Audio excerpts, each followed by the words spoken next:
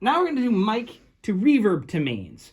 And as I said in an earlier video, if you leave everything on, it will work when you get to this step and you won't have to return things on. Because an important thing to understand about effect sends going to the reverb is they're going to be post-fader.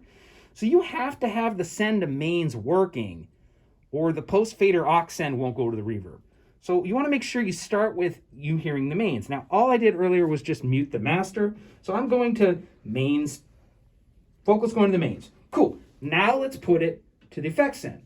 So I would like you to use bus sends with the knobs, not fader flip with the aux send, with the reverb send.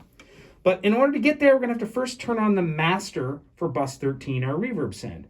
So over here, call up bus 13.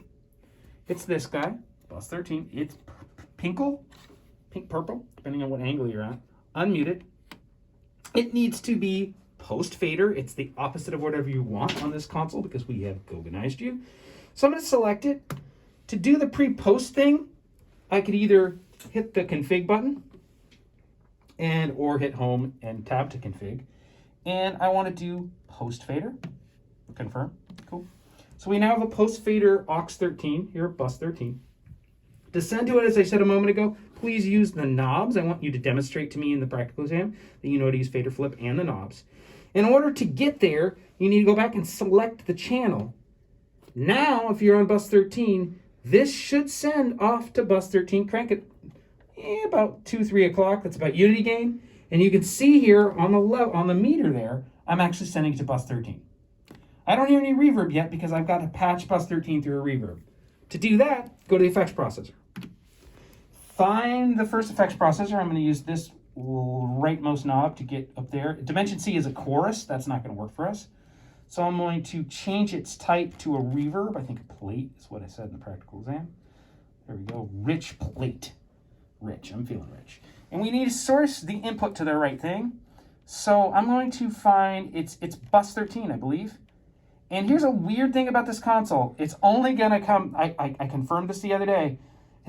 It's muted. One side's going to be muted if you don't do both inputs. It's very strange. Even though just trust me on this. You need to get them both working. It's strange. It doesn't make much sense to me. But then we go over here to our aux ins. This is where your returns are hiding. Click it. And now we got that same pinkle color here, purple pink together. There's a little level there. There's the returns coming back. This is the left and right output of the reverb processor. And you can bring them up independently and send them to serial bus and pan them, or you can do them as a pair. I prefer to do it as a pair.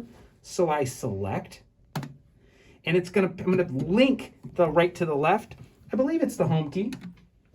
And there's the link button right there. It's on the first page of the home, so don't hit config, just hit home. Make sure you're on the first tab. And we'll link them, confirm. Now they'll work as a pair, which is great. Unmute the pair, send the pair to the stereo bus. And I'm going between them and I'm noticing it automatically pans for me, which is nice when they're linked. And now I have reverb. Cool. That's the end of the third video.